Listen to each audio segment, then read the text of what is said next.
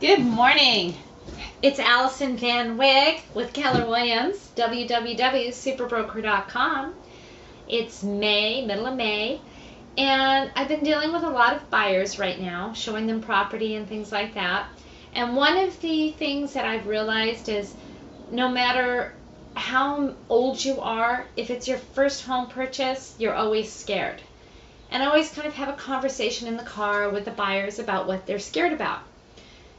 Their main thing is, well, what if I can't make my payment? So we kind of go through it and we say, okay, what are the what ifs of buying a home?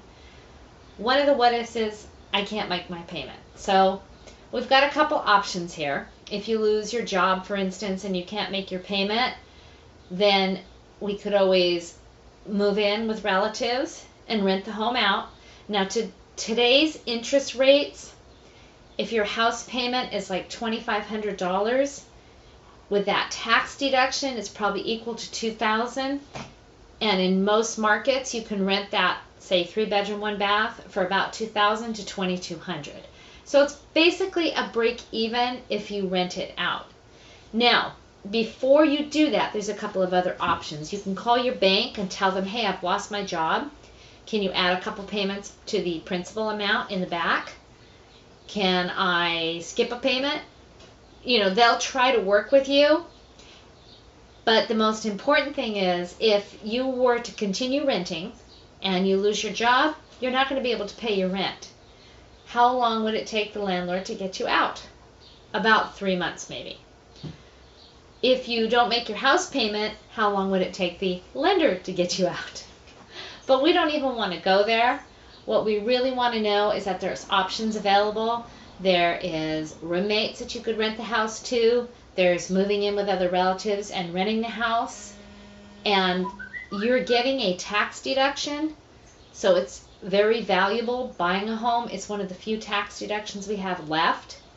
Another fear people have is, oh, well, what if it costs me a huge amount to maintain the property? That's why we're going to have a home inspection. We're going to make sure that that roof is going to last you for 5 to 7 years or longer. Make sure that your plumbing is okay. Make sure the foundation of the home is okay. We're also going to have an appraisal, and that's going to make sure that the property is worth what you're paying for it. So there's quite a few safeguards in place, and you have 17 days in most cases to do your due diligence and get a feel for, is this property okay? That would be like pulling permits, checking the crime reports, checking Smaken's Law, etc. And, rents are predicted in the next 2 years to go up 10%. So I really think now is a prime time to buy. We have very low inventory. It's hard to buy because we have about 2 weeks of inventory right now compared to what we usually have is about 4 to 6 months. But it's because the buyers are realizing the value of home ownership. And your biggest asset in your life will be if you can pay that home off within that 30-year period. Most of my clients are paying a little bit more, $200 to $300 a month towards their house payment and getting it down to about the 22-year mark. So if you buy a house at 40, you're going to have it paid off by the time you're 62. But if you can leverage your age, like my niece bought one when she was 24, she already has about $40,000 worth of equity, and she's only 27 years old. So that equity and paying it off as fast as you can is going to add to your wealth. And it's like by the time you're 62, if you could have no house payment, that would allow you for the next 7 or 8 years until you decide to retire, maybe 66, 4 years, to just sock that house payment money into your IRA and have a great retirement. And really, you either pay rent or you pay your house payment. Wouldn't you rather be saving for your retirement?